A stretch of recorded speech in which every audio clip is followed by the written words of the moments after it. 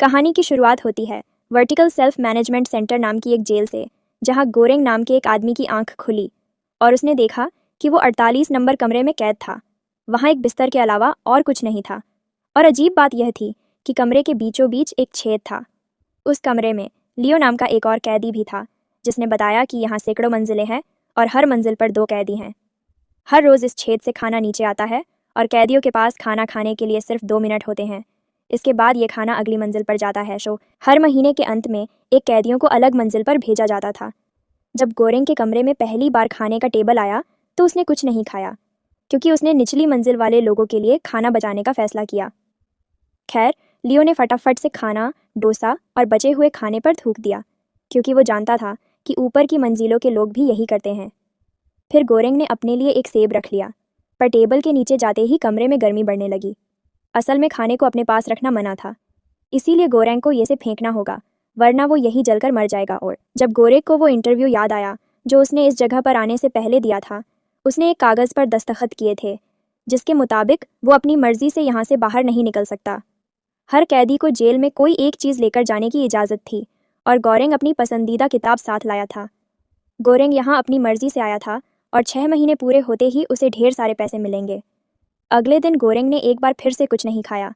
उसने लियो से उसकी कहानी पूछी तो लियो ने बताया कि एक दिन उसने टीवी पर एक अनोखे चाकू की ऐड देखी और तुरंत ही उसे खरीद भी लिया।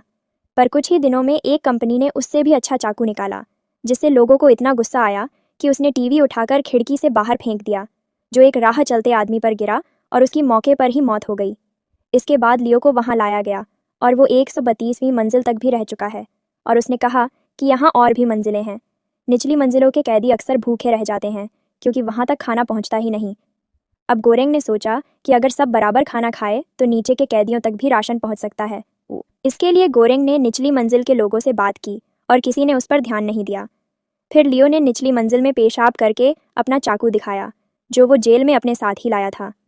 अगले दिन जब टेबल आया तो गोरेंग ने खाना खाया, पर अचानक ऊपर की मंजिल से एक आदमी नीचे आकर गिरा।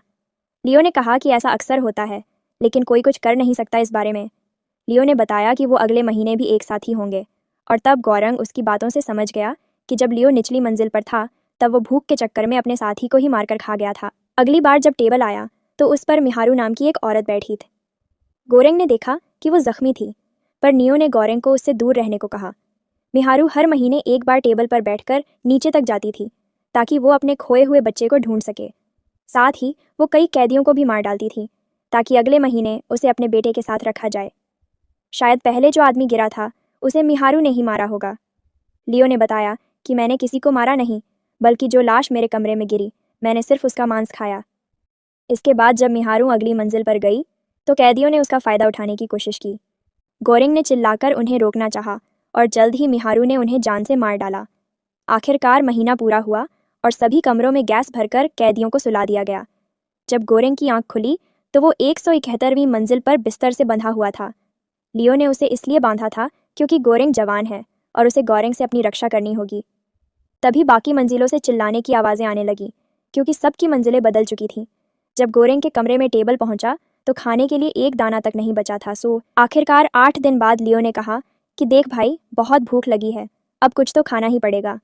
बेचारा गोरेंग रहम की भीख मांगता रहा, लेकिन लियो ने अपने चाकू के इस्तेमाल से गोरेंग की टांग से मांस निकाला और उसे खाने लगा। और तभी टेबल पर बैठकर मिहारू वहां आ गई।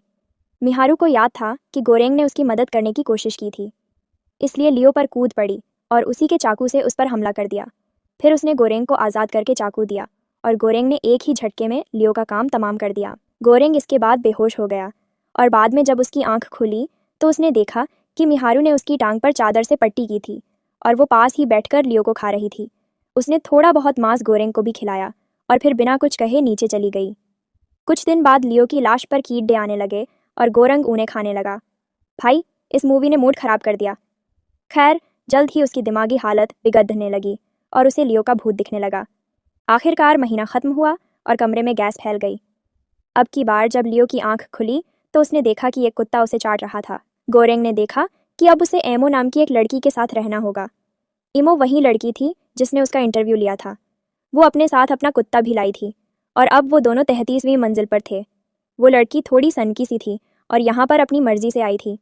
उसके मुताबिक यहाँ 200 मंजिलें थीं, पर गोरेंग ने कहा कि यहाँ होंगी, लेकिन खाना तो सालों के पास 50 के लिए भी नहीं है।